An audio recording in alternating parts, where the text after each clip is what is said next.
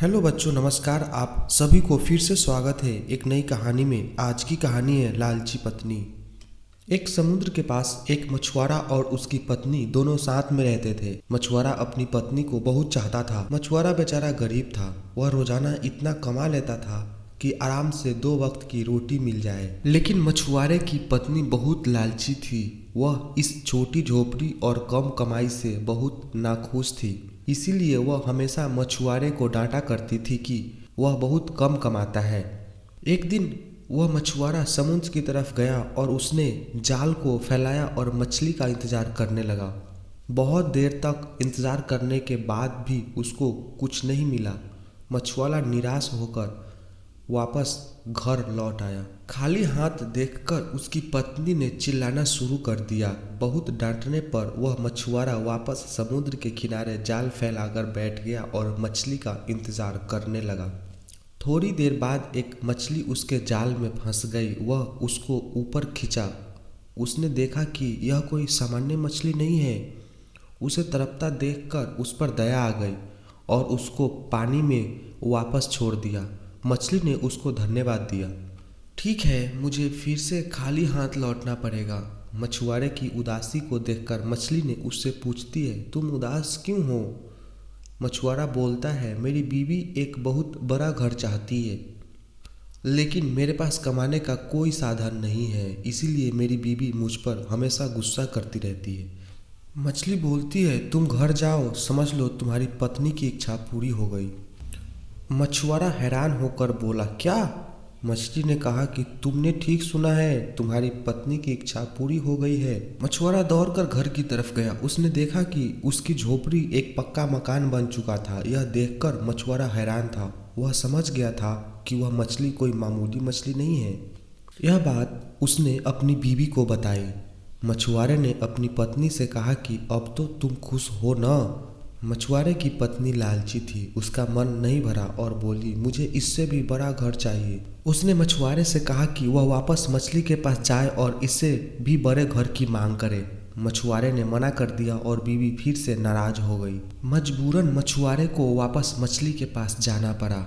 समुद्र किनारे जाकर उसने मछली को बुलाया और कहा कि मेरी बीवी को इससे भी बड़ा घर चाहिए। जादुई मछली ने यह इच्छा भी पूरी कर दी।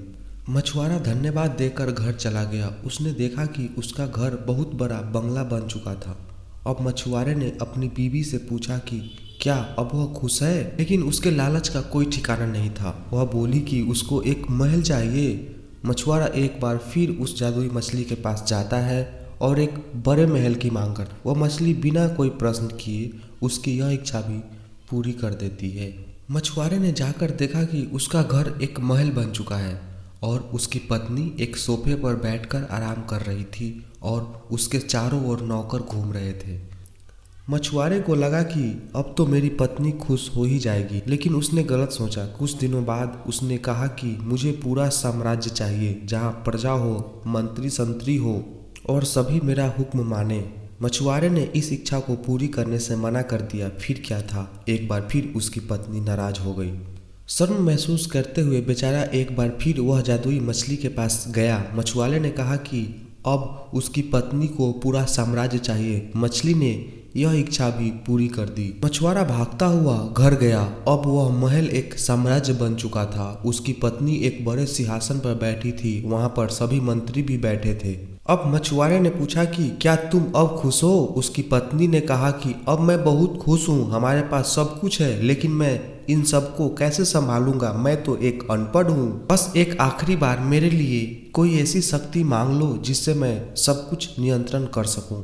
बेचारा मछुआरा वापस मछली के पास गया और एक ऐसी शक्ति की मांग की जिससे वह सब कुछ नियंत्रण कर सके। मछली ने उसकी यह इच्छा भी पूरी कर दी। मछुआरा वापस अपने महल आया और अपनी पत्नी को ढूंढने लगा, लेकिन कहीं पर भी उसकी पत्नी दिखाई नहीं दी। दरअसल अब वह एक शक्ति बन चुकी थी, इसीलिए वह गायब हो गई। दोनों बहुत दुखी हुए। उसकी पत्नी को वापस अपने असली रूप में आना था। उसने मछुआरे से कहा कि जल्दी से वह उसको वापस ठीक कर दे। मछुआरा एक बार फिर जादुई मछली के पास गया और कहा कि वह उसकी पत्नी को वापस ठीक कर दे। मछली ने मना कर दिया, ये तुम्हारी इच्छा है, मैं केवल तुम्हारी पत्नी की इच्छा पूरी कर सकती हूँ, तुम्हारी नहीं। मछुआरा वहीं बैठ गया और कहने लगा, मैं तुम्हारी जान बचाई, जब तक तुम सब कुछ पहले जैसा नहीं कर देती मैं यहाँ से नहीं जाऊँगा। मछली ने कहा, ठीक है, इसके बाद तुम दोनों की कोई इच्छा पूरी नहीं होगी, जाओ, मैं सब कुछ पहले जैसा कर देती हूँ। मछुआरा वहाँ से घर चला आया। उसने देखा कि उसकी पत्नी झोपड़ी के बाहर बर्तन धो रही थी। उन दोनों को अपनी गलती का एहसास हो गया और मेहनत करके जीवन यापन करने लगे। कहानी से सीख, जो लालच करता है उसके पास जो कुछ भी होता है वह भी चला जाता है। धन्यवाद। आपको यह कहानी कैसी लगी आप हमें ज़रूर बताएं।